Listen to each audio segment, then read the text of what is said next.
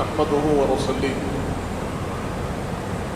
ونسلم على رسوله الكريم وعلى آله الطيبين الطاهرين وأصحابه الأكرمين أجمعين وعلى من تبعهم بإحسان إلى يوم الدين أما بعد. وقال تعالى في شان حبيبه الكريم إن الله وملائكته يصلون على النبي يا أيها الذين آمنوا صلوا عليه وسلموا تسليما اللهم صل على سيدنا محمد وعلى آل سيدنا مولانا محمد وبارك وسلم. اے ختم رسول سید کل سرور ذیشان سلطانوں کے سلطان تم قبلہ دل کعبہ جان مرکز عرفان اور حاصل ایمان تم سامنے ہو اور میں ہوتا رہوں صدقے مقصد یہ بر آئے احسان کئی تم نے کیے تم پہ میں قربان ہاں یہ بھی ایک احسان. برادران عزیز سب سے پہلے تو میں یہاں تشریف فرما برادران میرے برادر عزیز قاری القرآن بھی ہے حافظ قرآن بھی ہے اور ایسی قرآن کی خدمت کرنے والے کہ میں نے ان کو اپنے آنکھوں سے دیکھا ہے کہ ہمارے استاد محترم مصباح القرآن لاکھوں رحمتیں ہوں پر حضرت عبداللہ القریشی الازہری رحمۃ اللہ علیہ فخر کرتے تھے فرماتے تھے میرے شاگردوں میں قاری علی صدیقی جیسا بہت کم. میں نے دیکھا ہے مول صاحب کہ جب ناسازی تھی تو مول صاحب کے جانشین بن کر آپ نے خدمات انجام دی. برادران عزیز آج انہی دعاؤں کو ہم دیکھ رہے ہیں رونما ہوتے ہوتے ہم دیکھ رہے ہیں بزرگوں کی دعاؤں کا اثر کہ آج اس منصب پر اللہ نے آپ کو فائز فرمایا. امامت کے فرائض اللہ آپ سے لے رہا ہے. اللہ آپ کے ذریعے قرآن کو عام کر رہا ہے قرآن کی تعلیم کو عام کر رہا ہے اور یقیناً ہماری عمیق دل کی گہرائیوں سے یہ دعا ہے کہ پروردگار آپ کے خدمات کو قبول کرے آپ کی عمر میں درازی عطا فرمائے اور آپ کے ذریعے سے لوگوں کو خوب قرآن سے خرید فرمائے. آپ نے جو سنا یہ آپ کی محبت اور حسن ظن ہے. یقیناً بزرگوں کی بات بڑی ہے بڑوں کی بات بڑی ہوتی ہے. دعا یہی ہے کہ ان کے نقش قدم پہ چلنے کی ہمیں بھی توفیق ہو. برادران عزیز آج کی رات بڑی اہم رات ہے. یہ لیلۃ المیلاد ہے اور یقیناً اس رات کو بندہ مومن کو اپنے اندر ایک فکر ایک سوچ پیدا کرنے کی ضرورت ہے کہ جن کی یاد میں ہم جمع ہیں جن کو ہم یاد کر رہے ہیں وہ ذات گرامی آج کی رات تشریف لائی ہے جن کے صدقے میں ہمیں اسلام ملا وہ ذات گرامی آج کی رات تشریف لائی ہے جنہوں نے ہمیں معرفت قرآن دیا جنہوں نے ہمیں اللہ اس رحمان کو ہمیں سکھایا سمجھایا اس راستے پہ چلایا وہ ذات آج کی رات تشریف لائے ہیں. برادران عزیز آج ہم جمع ہو رہے ہیں تو حضور پاک کی یاد میں جمع ہیں. آج ہم جمع ہو رہے ہیں تو سرور کائنات کی آمد کے ذکر میں جمع ہیں. آج ہم جمع ہو رہے ہیں تو حضور پاک کی سیرت کو سننے کے لیے جمع ہو رہے ہیں حضور پاک کی سنتوں کو زندہ کرنے کے لیے جمع ہو رہے ہیں اور اپنی اس غلامی کا ثبوت دینے کے لیے جمع ہو رہے ہیں کہ ہم اپنے اس احسان کا جو حضور پاک نے ہم پر کیا اس کا شکر ادا کرنے کے لیے جمع ہو رہے ہیں کیونکہ اللہ فرماتا ہے وَأَمَّا بِنِعْمَةِ رَبِّكَ فَحَدِّثْ کہ جب رب کی رحمت تمہیں حاصل ہو رب کی نعمت تمہیں حاصل ہو رب کا کرم تم کو حاصل ہو رب کی اس نعمتوں کا اثر تم محسوس کرو تو پھر اس کا خوب چرچا کرو اس کی خوب یاد کرو اس کا خوب شکر کرو اس کا خوب ذکر کرو. وہ نعمتیں جو رب نے تمہیں عطا فرمائی ہے ان پر خوب شکر گزاری کرو ان نعمتوں کا اظہار کرو. برادران عزیز، اور ہم جانتے ہیں، ابھی ہم نے آیت کریمہ کی تلاوت کو سنا کہ لقد من اللہ علی المؤمنین اذ بعث فیہم رسولا من انفسہم، اللہ فرما رہا ہے تحقیق کہ رب کا احسان عظیم ہے تم پر، اے مومنوں، پروردگار مومنین سے خطاب فرما رہا ہے اور مومنین کو فرما رہا ہے تحقیق کہ رب نے تم پر احسان فرمایا جبکہ تمہارے نفسوں میں سے تمہارے لیے رسول پاک کو مبعوث فرمایا۔ حضور پاک کی بعثت، حضور پاک کی تشریف آوری، حضور پاک کا اس امت میں جلوہ فکر ہونا، یہ اللہ کی سب سے بڑی نعمت ہے، اللہ کا سب سے بڑا فضل و کرم ہے۔ برادران عزیز، ہم جانتے ہیں حضرت آدم سے لے کر حضرت عیسیٰ تک ہر ایک نبی نے حضور پاک کی آمد کا ذکر فرمایا۔ ہر نبی نے اپنی امت کو یہ درس دیا کہ اگر اللہ کا محبوب آ جائے، حبیب کبریا آ جائے، وہ محمد مصطفیٰ آ جائے کہ جن کی صدقے میں ہمیں نبوت ملی ہے، تو رب نے ہمیں حکم دیا ہے، رب نے ہم سے وعدہ دیا ہے اور رب نے ہمیں کہہ دیا ہے کہ اگر ہمارے حبیب تمہارے زمانے میں آ جائے، اے آدم تمہیں اپنی نبوت کو چھوڑنا ہوگا اور ان کے پیچھے آ کر کھڑا ہو جانا ہوگا، ان کی مدد میں تمہیں اپنے آپ کو صرف کر دینا ہوگا، ان کی ذات پر تمہیں ایمان لانا ہوگا۔ آدم سے لے کر عیسیٰ تک علیہ السلام سارے انبیاء نے اپنی قوموں کو، اپنی امتوں کو یہ درس دیا کہ اگر وہ حبیب آ جائے، وہ محبوب خدا آ جائے، تو پھر ہمارا کام ان کی مدد میں کھڑے ہو جانا ہے، ہمارا کام ان پر ایمان لانا ہے۔ ہر ایک قوم میں چرچا ہوا، ہر ایک قوم میں آمد کا انتظار ہوا اور ہر نبی میں، ہر قوم نے یہ خواہش ظاہر کی کاش کہ ہم حضور کے امتی ہو جائیں، کاش کہ ہم حضور پاک جو محبوب کبریا ہے، محمد مصطفیٰ ہے، جن کے لیے کائنات رب نے بنایا ہے، اس ذات گرامی سے ہمارا نسبت و تعلق ہو جائے۔ ہر نبی نے خواہش کی ہے، ہر امتی نے، ہر امت نے اس کی خواہش کی ہے کہ ہم حضور کے امتی ہو جائیں۔ یہ فضل و کرم ہم کو ملا، یہ عنایت پروردگار ہماری قسمت میں لکھی کہ رب نے ہمیں حضور پاک کا امتی بنایا۔ کیا ہم نے وہ روایات کو نہ سنا کہ جہاں پر حضرت موسیٰ نے عرض کیا پروردگار میں آپ کے حبیب کا امتی بننا چاہتا ہوں، مجھے آپ کے حبیب سے نسبت چاہیے۔ حضرت موسیٰ نے کہا جو کلیم اللہ ہے، حضرت عیسیٰ نے کہا جو روح اللہ ہے۔ کیا معاملہ ہے؟ کیونکہ وہ حضور پاک کے مقام و مرتبے کو جانتے ہیں۔ حضرت موسیٰ خوب پہچانتے ہیں کہ رب کے پاس حضور پاک کا مقام کیا ہے، حضرت عیسیٰ خوب جانتے ہیں، اسی لیے تو بار بار اپنی قوم کو بشارت دیتے تھے، بار بار اپنی قوم کو حضور پاک کے آنے کی علامات بیان کرتے تھے کہ دیکھو وہ نبی آنے والے ہیں، وہ نبی آنے والے ہیں، ان کی آمد کا ذکر ہوگا، وہ آنے کا چرچا ہوگا، یہ طریقہ ہوگا، یہ مقام ہوگا، یہ گھر ہوگا، یہ ہجرت گاہ ہوگی، یہ آرام گاہ ہوگی جہاں پر نبی آئیں گے، محبوب خدا آئیں گے۔ برادران عزیز، تو کیا ہمیں اپنی قسمتوں پہ رشک نہ ہو؟ کیا ہم اپنی اس نصیب پر اللہ کا شکر نہ ادا کریں کہ رب نے ہمیں اپنے حبیب کا امتی بنایا ہے؟ برادران عزیز، تو ہمیں چاہیے کہ اس کا جتنا شکر کرے کم ہے، کیونکہ دیگر نعمتیں ساری اسی نعمت کے صدقے میں ملی ہے۔ آج جب ہم میلاد کی بات کرتے ہیں، واقعہ میلاد کی بات کرتے ہیں، تو لوگوں کے ذہنوں میں کچھ شکوک اور شبہات بھی ظاہر ہوتے ہیں۔ کہیں نہ کہیں یہ سوال بھی اٹھتا ہے کہ کیا اس کی شرعی کوئی حیثیت ہے یا نہیں ہے؟ کیا اس کا تعلق شریعت سے ہے یا نہیں ہے؟ کیا اس کا تعلق قرآن سے، حدیث سے ہے، سیرت طیبہ سے ہے، صحابہ کے کردار و عمل سے ہے یا نہیں ہے؟ کیا اس کا کوئی جواز ہم کو ملتا ہے یا نہیں ملتا ہے؟ برادران عزیز، ہمیں چاہیے کہ سب سے پہلے قرآن کے انداز کو سمجھیں۔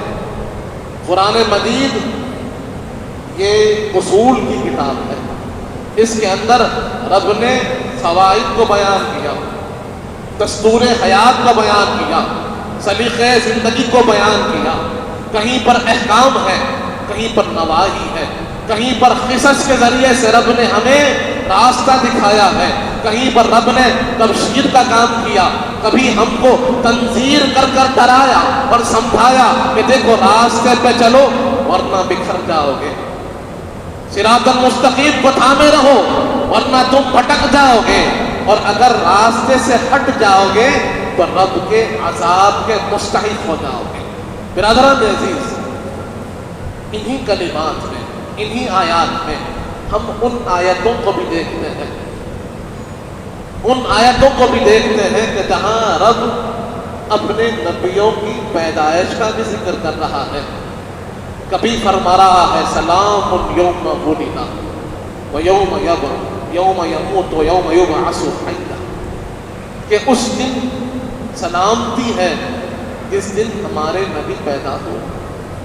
حضرت یحییٰ کے لیے رب فرما رہا ہے کہ حضرت یحییٰ جس دن پیدا ہوئے وہ سلامتی والا دن ہے، جس دن اس دنیا سے تشریف لے گئے سلامتی والا دن ہے، اور جس دن اٹھائے جائیں گے سلامتی والا دن ہے۔ اسی معنی کی آیت ہمیں حضرت عیسیٰ کے لیے بھی ملتی ہے کہ آپ کی پیدائش پر رب فرماتا ہے اور آپ کی زبان ہی سے لوگوں سے کو سنواتا ہے، اور حضرت عیسیٰ خود فرماتے ہیں سلام یوم ولدت، سلامتی ہے اس دن جس دن میں پیدا کیا گیا۔ اگر پیدائش کی اہمیت نہ ہوتی تو رب ان کلمات کو کیوں اپنی کتاب میں شامل فرمانا؟ پیدائش نبی کی ہے، اور نبی کی آمد امت کے لیے اللہ کی نعمت ہے، اللہ کی رحمت ہے، اللہ کی ہدایت ہے، اور اللہ نبی کے ذریعے امت کو ہدایت عطا فرماتا ہے۔ اسی لیے رب فرما رہا ہے جب ہمارے نبی آتے ہیں تو رب کی سلامتی کے ساتھ آتے ہیں، خصوصی انعامات کے ساتھ آتے ہیں، رب کی رحمتوں کے ساتھ آتے ہیں، رب کے احکام کے ساتھ آتے ہیں، اور وہ دن خاص ہوتا ہے جس دن ہمارے نبی تشریف لاتے ہیں، کیونکہ آنے والے خاص ہیں، آنے والے خاص ہیں، تو جس وقت وہ خاص ذات آتی ہے وہ گھڑی بھی خاص ہوتی ہے، وہ رات بھی خاص ہوتی ہے، وہ دن بھی خاص ہوتا ہے۔ اور اس کی مثال ہم کو قرآن میں ملتی ہے۔ قرآن مجید ایک طرف جہاں انبیاء علیہ السلام کی آمد کا ذکر کر رہا ہے، وہیں پر قرآن کے نزول کا بھی تو ذکر ہو رہا ہے۔ کیا ہم نے قرآن کے نزول کی بات نہ سنی؟ کیا ہم نے سورہ قدر نہ پڑھا کہ جہاں رب قرآن کے اترنے کا ذکر کرتا ہے اور فرماتا ہے انا انزلناہ فی لیلۃ القدر وما ادراک ما لیلۃ القدر لیلۃ القدر خیر من الف شہر۔ برادران عزیز، رب فرماتا ہے کہ یہ ایک رات بظاہر وہی رات ہے، بظاہر مغرب تک فجر ہی وہ رات ہے، لیکن جان لو کہ یہ جو شب قدر ہے یہ 1000 مہینوں سے بہتر ہے۔ ارے وہ 1000 مہینوں میں کئی دن ہے، کئی رات ہے، کئی سال ہے، لیکن رب کہتا ہے اس ایک رات کا وہ مقابلہ نہیں کر سکتے، کیونکہ اس رات کا نسبت میرے کلام سے ہے، اس رات کا نسبت میرے قرآن سے ہے، اس رات کا نسبت میرے اس خصوصی احکام سے ہے جسے میں نے اس رات میں نازل کیا، جس کو میں نے جب قرآن کو نازل کیا اس رات میں تو وہ رات 1000 مہینوں سے بہتر ہو گئی، کیونکہ اترنے والی چیز خاص تھی تو رات بھی خاص ہو گئی، فضیلت والی بھی ہو گئی، 1000 مہینوں سے بہتر بھی ہو گئی۔ کیا ہم نے شب قدر کا اہتمام نہ کیا؟ شب قدر کی خوب محنت نہ کی؟ شب قدر کی تلاش نہ کی؟ شب قدر میں رب کو نہ منایا، رب کے سامنے گڑگڑایا اور اس کی خوب قدر کی، اس کی اہمیت کو سمجھا، کیونکہ آنے والی چیز خاص، تو جس رات وہ چیز آئی وہ رات بھی خاص ہو گئی، آنے والی چیز فضیلت والی، تو جس رات قرآن آیا ہے تو اس رات کو بھی فضیلت والا بنا دیا۔ اور آج ہم جن گھڑیوں کی بات کر رہے ہیں وہ گھڑیاں صاحب قرآن سے تعلق رکھتی ہیں۔ ہم جن گھڑیوں کی بات کر رہے ہیں، جس رات کی بات کر رہے ہیں، جس گھڑی کی بات کر رہے ہیں، وہ حضور پاک کی آمد کی گھڑیاں ہیں۔ اور امام قسطلانی صاحب ارشاد الساری شارح بخاری، ہم جانتے ہیں کہ بخاری شریف کی چند شروحات بہت مشہور ہیں جن کے بغیر بخاری کو سمجھنا ممکن نہیں۔ صحیح بخاری کی سب سے مشہور شرح ہے فتح الباری، جس کے لکھنے والے ہیں ابن حجر اسقلانی رحمۃ اللہ علیہ۔ دوسری مشہور شرح ہے کون سی؟ عینی، اس کو لکھنے والے کون ہیں؟ بدر الدین عینی۔ جو مشہور شرح تیسری ہے وہ ہے ارشاد الساری، جس کو لکھنے والے ہیں امام قسطلانی۔ امام قسطلانی سے پوچھا گیا کہ آپ کا کیا کہنا ہے شب میلاد کے بارے میں، تو آپ اپنی کتاب میں فرماتے ہیں کہ شب میلاد یہ شب قدر سے بہتر ہے۔ کتنا بڑا دعویٰ! لوگوں نے عرض کیا کہ آپ فرماتے ہیں شب میلاد شب قدر سے افضل ہے، یہ کیسے ممکن ہے؟ کہ شب قدر کی فضیلت قرآن بیان کرتا ہے، 1000 مہینوں سے بہتر اس رات کو رب فرماتا ہے۔ آپ فرماتے ہیں کہ اس رات حضور پاک تشریف لائے وہ شب میلاد شب قدر سے افضل ہے۔ حضرت امام قسطلانی فرماتے ہیں میں تمہیں اس کی دلیل دیتا ہوں اور اس کو سمجھاتا ہوں۔ جیسے میں نے ایک وجہ فضیلت بیان کی کہ شب قدر کی فضیلت کس وجہ سے ہے کہ اس میں قرآن نازل ہوا، قرآن کا اترنا وجہ فضیلت ہے۔ کس کی؟ شب قدر۔ امام قسطلانی فرماتے ہیں یہ قرآن جو ہے رب کی طرف سے حضور پاک کے لیے بطور ہدیہ ہے، اور حضور پاک صاحب قرآن ہے، اور جو ہدیہ ہوتا ہے جس کو ہدیہ دیا جاتا ہے وہ آنے والی ذات ہدیے سے افضل ہوتی ہے، اور صاحب قرآن قرآن سے افضل ہے۔ اسی لیے اس رات قرآن اترا وہ افضل، تو پھر اس رات صاحب قرآن تشریف لائے وہ زیادہ بہتر و زیادہ افضل ہے، زیادہ فضیلت والی ہے۔ امام قسطلانی پہلی وجہ دیتے ہیں۔ دوسری وجہ امام قسطلانی فرماتے ہیں کہ دوسری وجہ یہ ہے کہ اللہ فرماتا ہے کہ شب قدر میں فرشتے اترتے ہیں، فرشتوں کا نزول ہوتا ہے، ملائکہ آتے ہیں، روح القدس اس رات اتر کر اللہ کے بندوں سے ملاقات کرتے ہیں۔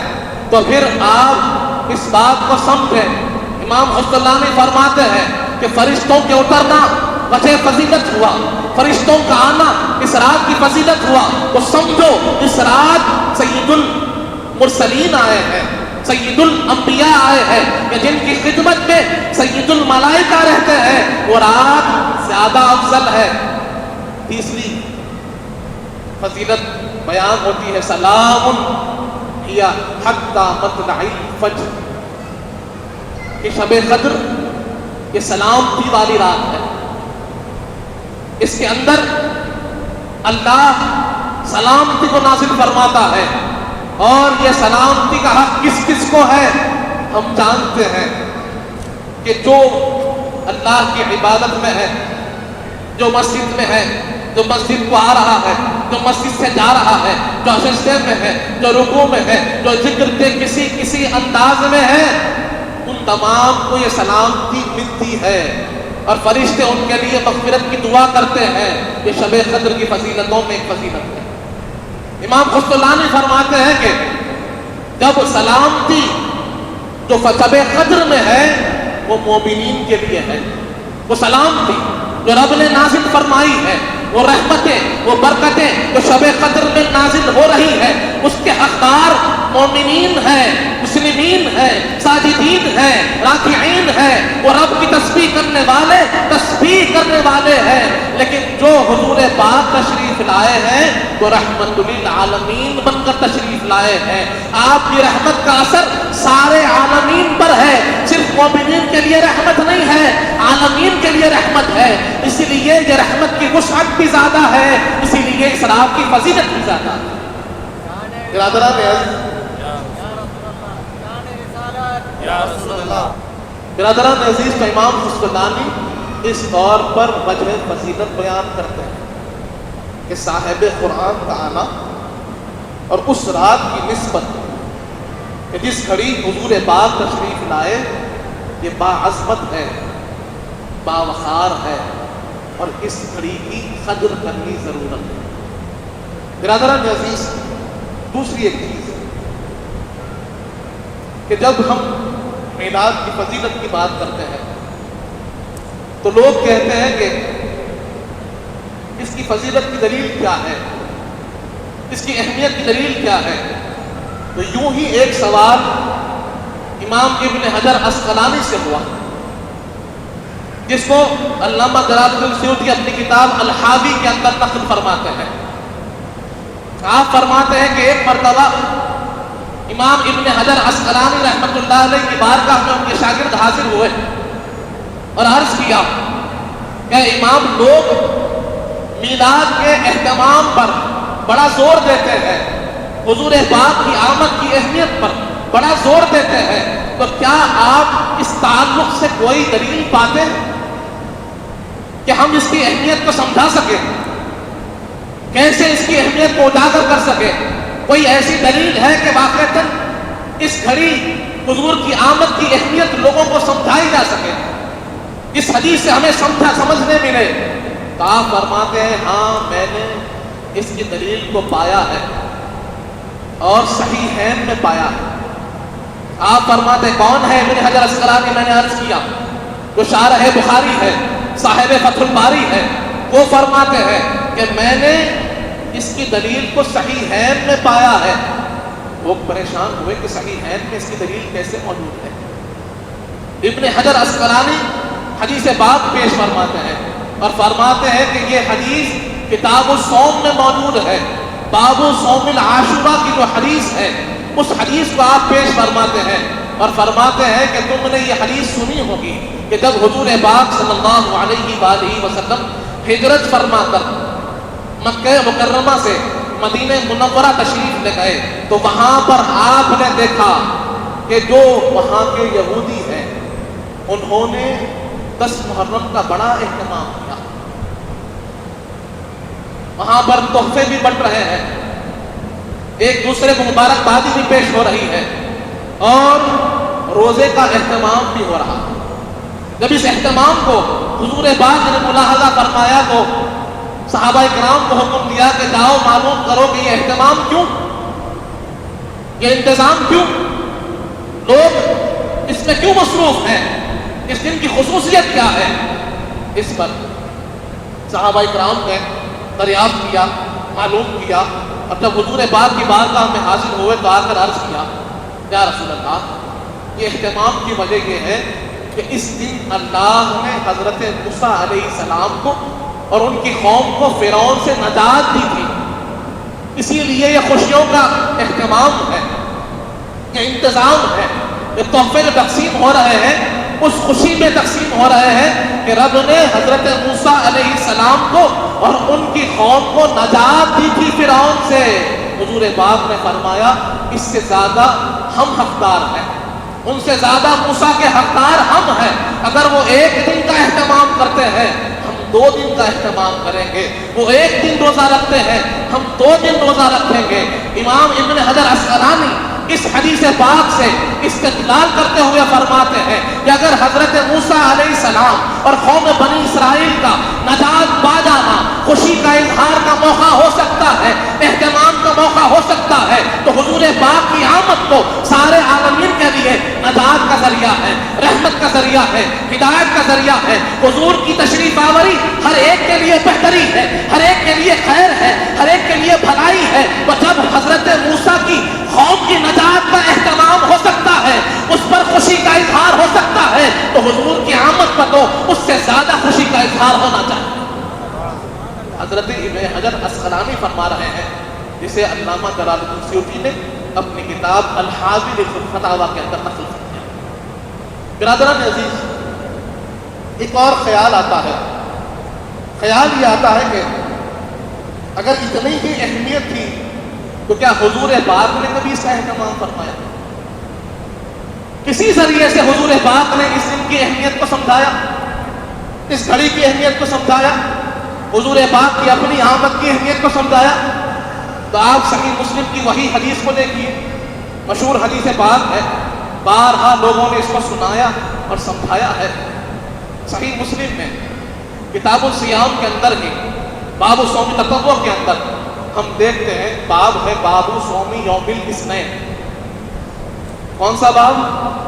پیر کے دن روزہ رکھنے کا باب۔ حدیث پاک ہے، حضور پاک سے صحابہ کرام نے عرض کیا، یا رسول اللہ، ہم نے آپ کو دیکھا ہے کہ آپ پیر کے دن روزہ رکھتے ہیں، پیر کے دن آپ روزے کا اہتمام فرماتے ہیں، اس کی وجہ کیا ہے؟ کیونکہ آپ کا کوئی عمل حکمت سے خالی نہیں ہوتا، علت سے خالی نہیں ہوتا، تو کوئی نہ کوئی اس کی حکمت و علت ہوگی۔ اس پر جب حضور پاک سے یہ سوال کیا گیا، حضور پاک نے فرمایا ھذا یوم ولدت فیہ، یہ وہ دن ہے کہ جس میں میں پیدا کیا گیا، او بعثت فیہ، او انزل علی القرآن۔ تین وجوہات حضور پاک نے بیان کیے، یہ میری پیدائش کا دن ہے، یہ میری بعثت کا دن ہے، اور یہ نزول قرآن کا دن ہے۔ یہ تین دنوں کی وجہ سے، تین وجوہات کی وجہ سے میں اس دن روزے کا اہتمام کرتا ہوں۔ برادران عزیز، ہم جانتے ہیں کہ حضور پاک نے اس دن کی اہمیت کو سمجھایا ہے۔ اب کسی کو یہ خیال ہو کہ بھائی حضور پاک نے روزہ رکھا، آپ نے خوشی کے اہتمام کی بات کیسے کی؟ تو ہم نے وہ حدیث بھی سنی ہے حدیثوں میں عاشورہ کی، کہ عرب کا طریقہ ہوتا تھا کہ جب بھی وہ خوشی کا اظہار فرماتے، اس خوشی کے اظہار میں روزہ رکھنے کا ایک ان کا طریقہ تھا۔ روزہ رکھا کرتے تھے شکر گزاری کے طور پر، خوشی کے اظہار کے طور پر، رب کی بارگاہ میں اپنے اس شکر کو پیش کرنے کا ایک طریقہ روزہ رکھنا ہوتا۔ اور ہمارے پاس ہم جس خطے ارض میں رہتے ہیں، یہاں پر بھی خوشی کے الگ الگ طریقے ہیں۔ تو اگر ہم حضور پاک کے طریقے کو اختیار کریں، روزہ رکھ کر میلاد کا اہتمام کریں، بہت اچھا ہے، اور اگر دیگر جو طریقے ہیں ان کو بھی اختیار کرتے ہیں جو حدود شرع میں ہیں، جو جواز کی صورت میں ہے، تو ان کا بھی اختیار کرنا جائز و مستحب ہے، اس میں کوئی رکاوٹ نہیں۔ برادران عزیز، اس کے بعد ہم دیکھتے ہیں کہ لوگوں کے ذہنوں میں ایک اور خیال آتا ہے کہ یہ جو طریقے ہیں، جن طریقوں پر میلاد کا اہتمام ہو رہا ہے، یہ طریقے صحیح نہیں۔ جب تک پہلے معاملہ کیا ہوتا ہے، اسٹیپ بائی، جیسے ہم نے عرض کیا کہ ویسے ہی سوال بھی ہوتے ہیں کہ پہلے مطلق انکار کیا جاتا ہے، پھر مقید انکار کیا جاتا ہے، پھر مان لیا جاتا ہے تو اہتمام کا انکار کیا جاتا ہے، اہمیت کو اگر مان لیا جائے تو طریقے کا انکار کیا جاتا ہے۔ تو ہم ان طریقوں کو بھی ذرا غور سے دیکھ لیتے ہیں کہ جو طریقے ہمارے پاس رائج ہیں، جو طریقے ہمارے پاس چل رہے ہیں، جیسے میں نے عرض کیا کہ وہ طریقہ جو حدود شرع میں ہے، جس کے اندر کوئی حرام کام نہ ملا ہوا ہے، وہ طریقے سے میلاد کا اظہار کرنا، خوشی کا اظہار کرنا، اہتمام کرنا بالکل جائز ہے۔ اور ہمارے پاس کچھ ایسے شواہد ہیں کہ ایسے کام تو حضور پاک کے زمانے میں نہیں ہوئے، صحابہ کرام نے کیے اور بالاہتمام بالالتزام کیے۔ برادران عزیز، اور ان اعمال کی اتنی اہمیت ہے، اس کا امپیکٹ اتنا ہے کہ آج بھی ہماری زندگی سے صحابہ کرام کا وہ عمل اور اس کا فیض جاری ہے۔ کیونکہ لوگ کہتے ہیں کہ بھئی جو کام، جو عمل حضور پاک کے زمانے میں نہیں ہوا وہ بدعت ہے۔ اور ایک حدیث اس کے تفہیم میں سمجھتا ہوں کہ تھوڑا سا تساہل ہوا ہے، وہ حدیث ہے کل بدعت ضلالہ۔ اس حدیث کو سمجھنے کی ضرورت ہے کہ یہاں پر جو فکر لوگوں نے لے لی کہ ہر نئی چیز، ہر وہ چیز جو نئی ہو، جس کا بظاہر وجود حضور پاک کے زمانے میں نہیں تھا، وہ بدعت ہے، اور وہ جو بدعت ہے وہ گمراہی ہے۔ برادران عزیز، یہاں سمجھنا ہوگا، یہاں اس بات کو سمجھنا ہوگا کہ ہر بدعت، ہر نئی چیز گمراہی نہیں، بلکہ ہر وہ چیز جو قرآن و سنت سے ٹکراتی ہے وہ نئی چیز بھی گمراہی ہے۔ اور جب آپ اس حدیث کی تشریح میں جائیں گے، آپ کو یہ تمام چیزیں کھول کر بیان کر دی جائیں گی۔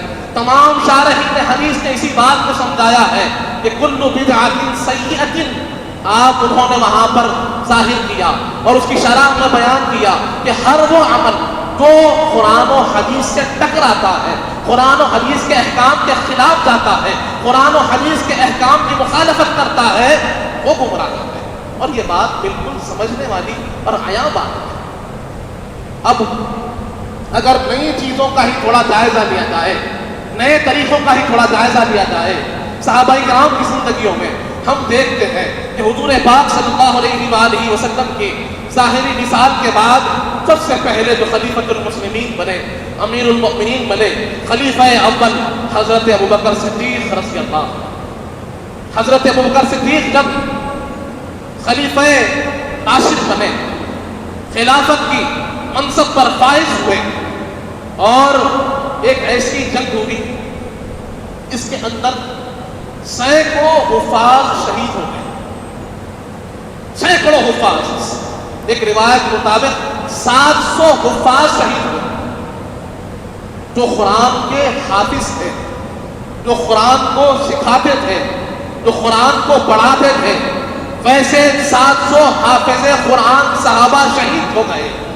اس پر حضرت عمر فاروق نے کہا، اے ابوبکر صدیق رضی اللہ عنہ، میں چاہتا ہوں کہ آپ اس قرآن کو جمع کر دیجئے، قرآن کو جمع کر دیجئے۔ حضرت ابوبکر صدیق نے فرمایا، اے عمر، میں وہ کام کیسے کروں جو حضور پاک نے نہیں کیا؟ وہ کام کیسے مجھ سے ہو جو حضور پاک نے نہیں کیا؟ حضرت عمر فاروق نے عرض کیا، آپ اس کے پیچھے کی حکمت کو سمجھیے۔ ہمارے سامنے مثال موجود ہے، ہم نے 700 ایسے صحابہ کرام کو کھو دیا جو حافظ قرآن تھے، جو قرآن پڑھاتے تھے، لوگوں کو قرآن سکھاتے تھے، قرآن سمجھاتے تھے، قرآن یاد دلاتے تھے۔ لیکن ہم دیکھ رہے ہیں اسلام پھیل رہا ہے اور قرآن کا سارا دار و مدار حفاظ کرام پر ہی ہے۔ اگر ہم قرآن کو جمع نہ کریں گے، قرآن کو یکجا نہ کریں گے اور لوگوں تک قرآن کو نہ پہنچائیں گے تو ایک وقت ایسا آئے گا شاید قرآن مفقود ہو جائے، قرآن لوگوں تک نہ پہنچ پائے۔ جب حضرت عمر فاروق نے ان معروضات کو پیش کیا، صدیق اکبر نے فرمایا، عمر تمہارے کہنے سے میرا شرح صدر ہو گیا، میں نے تمہارے اس بات کو قبول کر لیا ہے اور میں قرآن کو جمع کرنے کو تیار ہوں۔ سب سے پہلے قرآن مجید کو جمع کرنے والے کون؟ حضرت ابوبکر صدیق رضی اللہ عنہ۔ جو کام حضور پاک کے زمانے میں نہ ہوا تھا، وہ کام حضرت ابوبکر صدیق رضی اللہ عنہ نے اپنے زمانے میں فرمایا، اور آج اس کا فیض ہے، وہی صدیق اکبر کی محنت ہے، ان کی کوشش ہے، ان کا کارنامہ ہے کہ قرآن ہمارے پاس دستیاب ہے۔ قرآن آج ہم پڑھ رہے ہیں، سن رہے ہیں، الگ الگ شکلوں میں قرآن ہمارے پاس ہے۔ آج ہم دیکھتے ہیں آڈیو میں قرآن موجود ہے، ویڈیو میں قرآن موجود ہے، ڈیجیٹل قرآن موجود ہے، صحیفوں میں قرآن موجود ہے، الگ الگ انداز میں قرآن چھپ کر آ رہا ہے۔ یہ صدقہ کس کا ہے؟ حضرت ابوبکر صدیق کا ہے۔ اگر ہم کہتے ہر نئی چیز غلط ہے، گمراہی ہے، بدعت ہے، نہیں کرنا چاہیے، تو حضرت ابوبکر صدیق کی طرف یہ بات پہنچتی ہے جنہوں نے ویسا کام کیا جو حضور پاک کے زمانے میں نہیں ہوا تھا۔ حضرت ابوبکر صدیق نے قرآن جمع کیا، قرآن کو جمع کر کر دو صحیفوں کے درمیان کر دیا۔ حضرت عثمان غنی نے اس کو 7 قراتوں پر جمع کر دیا اور لوگوں تک پہنچا دیا، اتنا پھیلایا کہ خطۂ ارض کے ہر کونے میں قرآن پہنچ گیا۔ یہ برکت کس کی ہے؟ حضرت ابوبکر صدیق کی ہے، حضرت عثمان غنی کی ہے، مولا علی مشکل کشا کی ہے، حضرت عمر فاروق کی ہے کہ انہوں نے کوشش کی تو قرآن ہم تک پہنچا ہے۔ اگر یہی معنی وہ لیتے جو ہم لے رہے ہیں کہ یہاں سمجھایا جا رہا ہے، تو پھر وہ نیا کام نہ کرتے، اور نیا کام نہ کرتے تو قرآن جمع نہ ہوتا اور قرآن ہم تک نہیں پہنچتا۔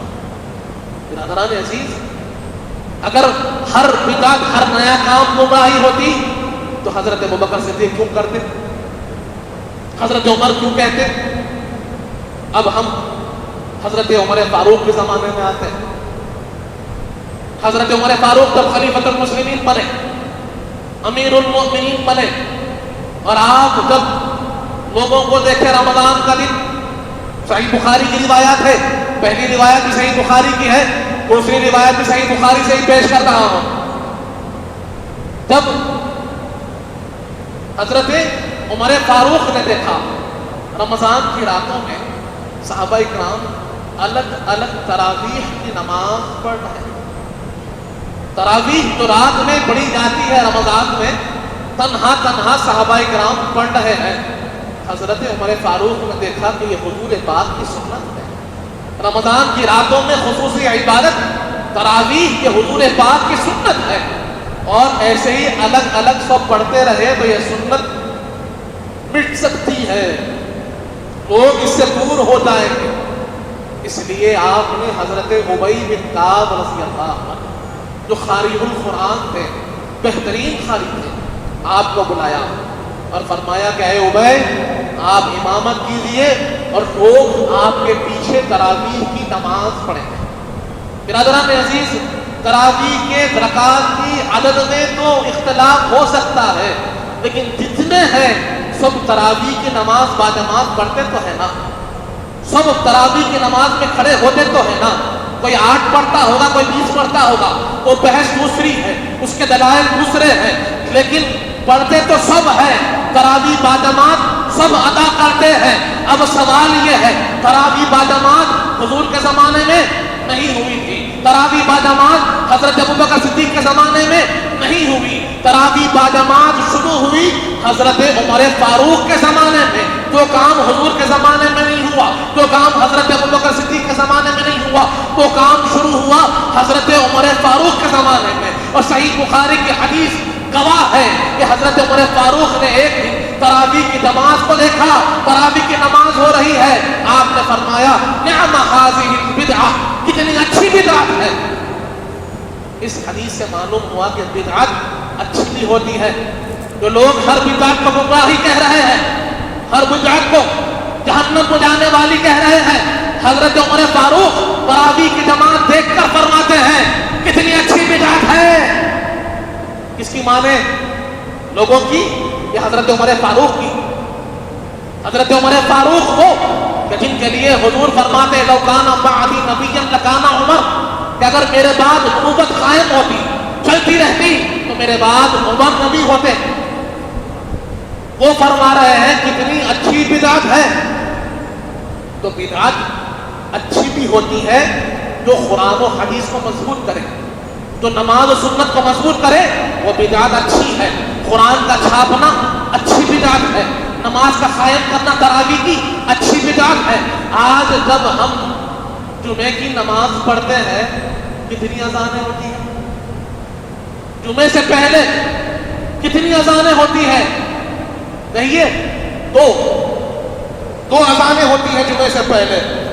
کیا ہم نے ایسے سنا؟ ایک پہلے، ایک خطبے سے پہلے. یہ دونوں اذانیں ہم نے بارہا سنی ہیں، لیکن کیا ہم جانتے ہیں کہ یہ 2 اذانیں حضور کے زمانے میں نہیں تھی؟ یہ 2 اذانیں حضرت ابوبکر صدیق کے زمانے میں نہیں تھی؟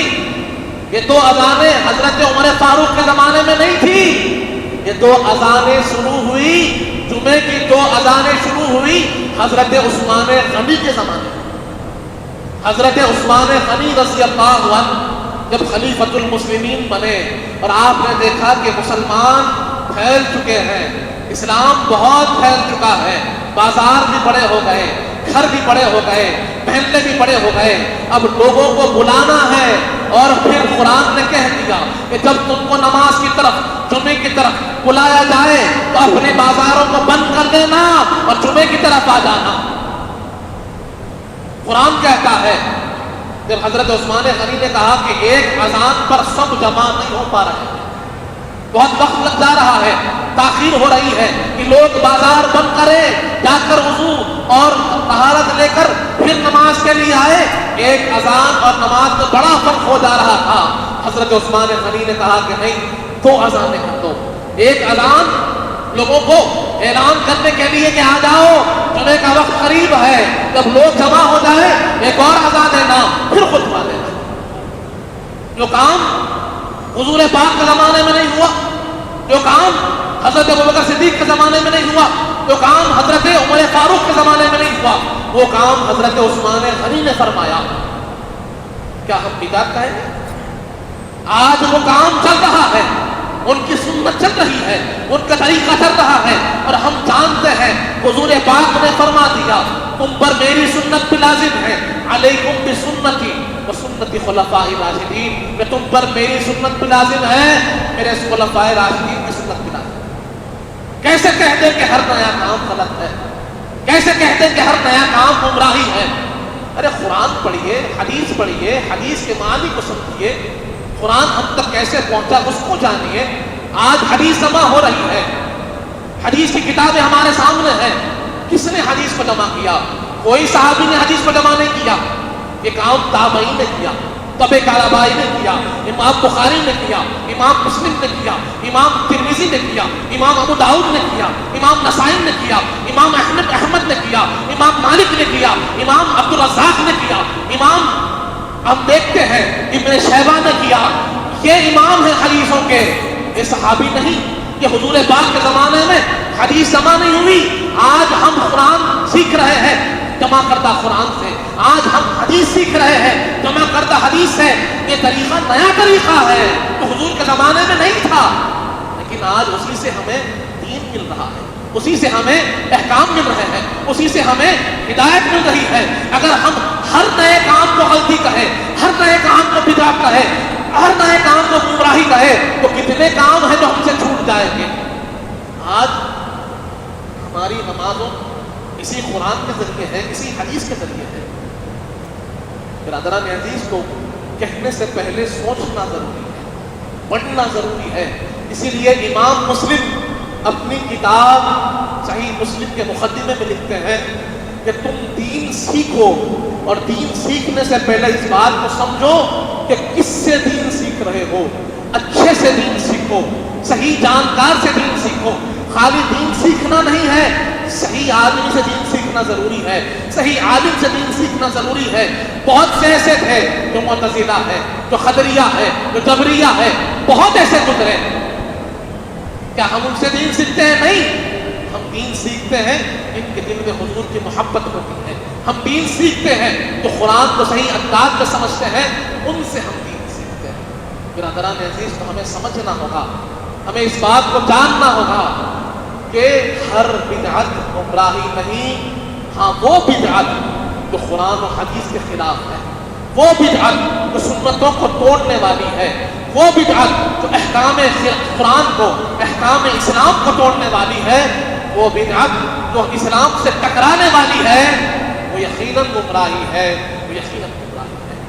میلاد اس کی اصل ہم نے حدیث میں بھی جانی ہے, اس کی اصل ہم نے سنت میں بھی جانی ہے, حضور پاک کے عمل میں بھی جانی ہے, صحابہ کرام کے انداز میں بھی جانی ہے. تو اس سے کوئی قباحت نہیں ہے, یہ بدعت نہیں ہے. طریقہ اگر نیا ہے تو پھر وہ طریقہ جو ہمیں سنتوں کی طرف, حضور کی طرف بلا رہا ہے, وہ طریقہ اچھا ہے. اس بات کو سمجھیں. زیادہ تفصیلی تقریر نہیں کرنا چاہتا, کیونکہ حالات, انداز ہمیں اس بات کی اجازت دیتا نہیں. آج کی رات بڑی اہمیت کی رات ہے, اس کی قدر کیجیے. اس رات پر آئزہ مت کیجیے, اس رات کی عبادت کیجیے, درود پڑھیے, قرآن پڑھیے, ذکر کیجیے, سیرت پڑھیے, حضور پاک کے کچھ واقعات کو سیکھیے, کیسے حضور پاک نے دین کو پھیلایا ہے, کیسے لوگوں کو سکھایا ہے, اس کو سیکھیے تاکہ ہمارے اندر وہ کردار, وہ اخلاق پیدا ہو. انہی تک کلمات کے ساتھ اللہ تعالیٰ سے دعا کرے جب تک مبارک سلام پر رکھ موت ایمان پر لے, وقت رضا حضور پاک صلی اللہ علیہ وسلم کا دیدار نصیب فرما. میں نیک اور صالح متقیوں پرہیزگار بنا, ہمارے گناہوں کو معاف فرما, ہمارے گناہوں کو نیکیوں سے تبدیل کر دے مالک. ہم میں جو پریشان حال ہیں ان کی پریشانیوں کو دور فرما, ہم میں جو بیمار ہیں انہیں شفاء کامل عطا فرما, ہم میں جو مفروض ہے ان کے قرضوں کو عطا فرما. جو کچھ کہے ہیں, جو کچھ سنے ہیں, اس پر عمل کرنے کی توفیق عطا فرما. حضور پاک صلی اللہ علیہ وآلہ وسلم کا سچا غلام امتی بنا مانے. اہل بیت اطہار کا سچا غلام بنا. صحابہ کرام کا چاہنے والا بنا. اولیاء اللہ کا چاہنے والا بنا. ان کے بتائے راستے پر چلنے کی توفیق عطا فرما. وصلی اللہ تعالی علی خیر خلقہ سیدنا محمد وعلی آلہ وصحبہ وسلم والحمد للہ رب العالمین. سرکار آپ کا محتاج کرم ہے، نسبت کی قسم ہے، نسبت کی قسم ہے.